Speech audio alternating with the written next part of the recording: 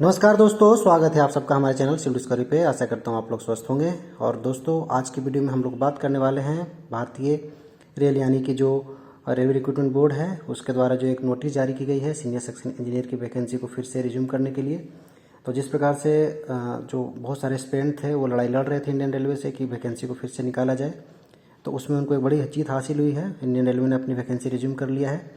तो जिनको अभी तक नहीं पता चला है या जिनको पता चल भी गया है, तो इस वीडियो में हम लोग बात करेंगे कि क्या है नोटिस में और क्या कुछ अगर वैकेंसी आएगी तो क्या कब तक आएगी और क्या कितनी वैकेंसीज आएगी और क्या सिलेबस रहेगा। इन सब के बारे में हम लोग इस वीडियो में विस्तार से बात करने वाले हैं। तो चलिए, जैसा कि आप सबको पता है, भारतीय रेल में नौकरी करना हर किसी के लिए एक ड्रीम जैसा ही होता है, और ख़ास करके इंजीनियरों के लिए, और उसमें भी अगर आपको सीनियर सेक्शन इंजीनियर का पोस्ट मिल जाए। तो चलिए क्रोनोलॉजिकली हम लोग समझते हैं कि क्या कुछ टाइमलाइन रहा और कैसे इसका बात चली आगे। तो देखिए, एक नोटिस जारी किया गया था। ये नोटिस का जो टाइम पीरियड था ये 26 जुलाई के आसपास की बात है।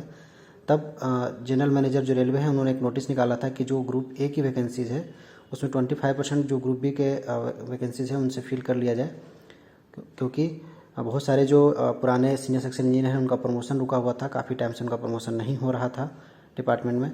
तो इस तरीके से जनरल मैनेजर जो है इंदौर और रेलवे, उन्होंने एक नोटिस निकाला और इसमें कहा गया कि diversion of group A vacancy for group B selection, ताकि ग्रुप बी का सिलेक्शन किया जाए, तो जैसा आपको नोटिस में दिख रहा है।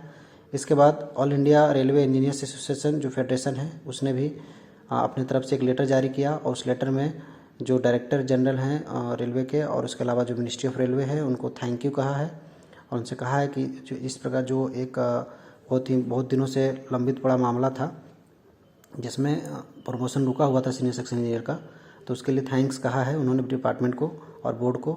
और उन्होंने कहा है कि भाई जो अच्छे क्वालिफाइड इंजीनियर्स हैं उनको मौका मिलेगा अच्छी जगह पे और काम करने का। ठीक है, तो ये कुछ रहा। इसके बाद इसी के एसोसिएशन में 6 अगस्त 2021 को एक नोटिस जारी किया गया रेलवे बोर्ड के द्वारा, जिसमें क्लियरली कहा गया है कि जो लेवल 7 का सीनियर सेक्शन इंजीनियर का पोस्ट है उसको फिर से रीस्टोर कर लिया जाए।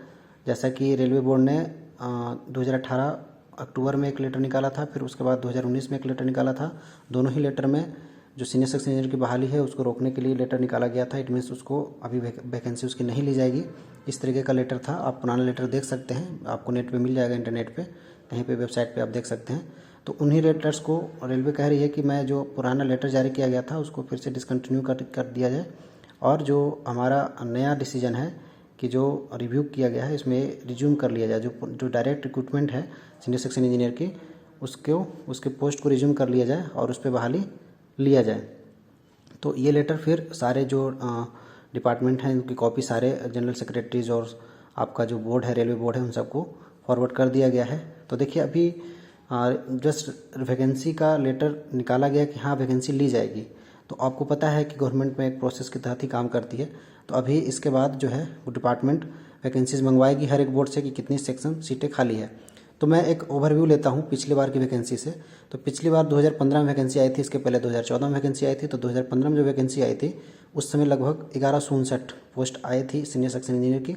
लेकिन इसमें ध्यान देने वाली बात यह है कि उसके जस्ट पहले 2014 में भी करीब 3000 पोस्ट आ चुकी थी सीनियर सेक्शन इंजीनियर की। तो अगर मैं इस बार की बात करूं, इस करेंट सिचुएशन में बात करूं, तो कम से कम मेरा जो अनुमान है उसके अकॉर्डिंग अगर मैं बताऊं तो 4000 से 5000 के बीच में टोटल वैकेंसीज आ सकती है सीनियर सेक्शन इंजीनियर की। और क्योंकि पिछले 7 सालों से इसका रिक्रूटमेंट रुका पड़ा था तो उसके काफ़ी सारे पोस्ट खाली हैं और काफ़ी लोगों का प्रमोशन भी होगा, तो इस कारण से काफ़ी सीटें जो है आने के चांसेस हैं। क्योंकि पिछली वैकेंसीज को भी देखा जाए, अगर 2014-2015 दोनों कंटिन्यूटी में वैकेंसी आई थी, तो अगर दोनों को मिला दिया जाए तो करीब 6000 के आसपास वैकेंसी थी। तो अगर उस वैकेंसी को भी देखा जाए तो 6000 प्लस अगर इधर का देखा जाए पिछले 6 सालों का जो सीट है उनको जोड़ दिया जाए तो अच्छी खासी वैकेंसी बनती है। अब देखिए, बाकी बोर्ड पे डिपेंड करता है, जब आएगी डिटेल वैकेंसी तो हम आपसे फिर से बात करेंगे और फिर से नोटिफिकेशन के साथ आपके पास आएंगे। अब चलिए, सबसे एक मेन टॉपिक है इसमें एज लिमिट का, क्योंकि आप सबको पता है कि काफ़ी बच्चे ओवर एज हो गए हैं, इस बीच में 6 साल से वैकेंसी नहीं आई है। तो जो पिछली बार जो वैकेंसी आई थी तो उस समय जो क्राइटेरिया था एज का वो 34 ईयर था। 34 ईयर तक जो जनरल कैटेगरी के हैं उनके लिए रखा गया था, बाकी अकॉर्डिंग टू जो बाकी अदर कैटेगरीज हैं उनको रिलैक्सेशन दिया गया था। तो इस बार भी इतना ही रखा जाएगा एज, हालांकि फिर भी जनरल कैटेगरी के लिए नुकसान है जिनका अटेम्प्ट छूट गया है। अब एजुकेशनल क्वालिफिकेशन की बात करें अगर हम लोग, तो बीटेक को ही अलाउ किया जाएगा सीनियर सेक्शन इंजीनियर के पोस्ट पे, इसमें डिप्लोमा वाले एलिजिबल नहीं होंगे। और अगर इसमें हम बात करें नेक्स्ट जो आपका सिलेक्शन क्राइटेरिया है, तो सिलेक्शन प्रोसीजर क्या रखा गया था पिछली बार।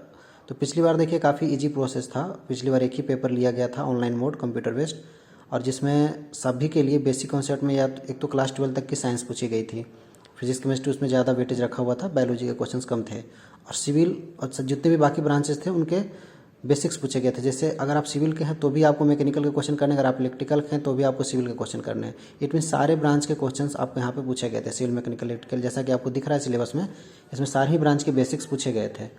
तो पिछली बार का सिलेबस अलग था, इस बार ये सिलेबस नहीं रहने वाला है, मैं क्लियरली बोल रहा हूँ। बहुत सारे लोग कह रहे हैं कि यही सिलेबस रहेगा, लेकिन मैं कह सकता हूँ कि इस सिलेबस नहीं रहेगा, कि 2019 में जब जूनियर इंजीनियर का पेपर हुआ था रेलवे का, तो रेलवे ने अपने सिलेबस बदल लिया है। अब 2 तरह का पेपर लेता है रेलवे, पहले CBT 1 लेगा, उसके बाद CBT 2 लेगा, जिसमें प्योरली आपके ही ब्रांच से क्वेश्चन पूछे जाएंगे। और जो CBT 1 होगा वो सबके लिए कॉमन होने वाला है, और जिसमें सबका जो है वो जो रेलवे का जो जूनियर इंजीनियर का पेपर हुआ था उसमें जो CBT 1 के सिलेबस रखे गए थे वही सिलेबस हो सकता है इसके लिए भी रखा जाए। और जो आपका CBT 2 होगा उसमें प्योरली प्रोफेशनल्स, जो आपका जो भी प्रोफेशनल ब्रांच है उस ब्रांच से ही रिलेटेड क्वेश्चन आपसे पूछा जाएगा। तो यही था आज के वीडियो में आपके लिए हमारे पास, और इतना इन्फॉर्मेशन मैंने आपको फॉरवर्ड किया है। बाकी अगर आपको कुछ और नया अपडेट आएगा तो मैं आपको बताऊंगा। और अगर आपको रेलवे की तैयारी करना है तो हमारे चैनल से जुड़ जाइए, आपको बहुत सारी अपडेट्स यहाँ पे मिलते रहेंगे, साथ के साथ कोर्स मटेरियल भी मिलते रहेगा। जैसा कि मैं DFCCL पे लगातार वीडियो बना ही रहा हूँ, तो आपको यहाँ पे और भी रेलवे से रिलेटेड कंटेंट मिल जाएंगे। तो अगर आपको वीडियो अच्छा लगे तो मेरा चैनल सब्सक्राइब करना ना भूलें। धन्यवाद, और वीडियो को लाइक भी